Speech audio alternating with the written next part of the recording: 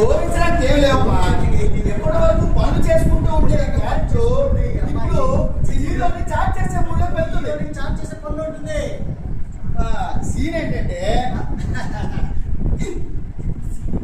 అక్షయ్కి friends గా మీరు ఉన్నారు కదా, మీరు ఈ అమ్మాయి దగ్గరికి వచ్చి తనని బాగా రెచ్చగొడతారు.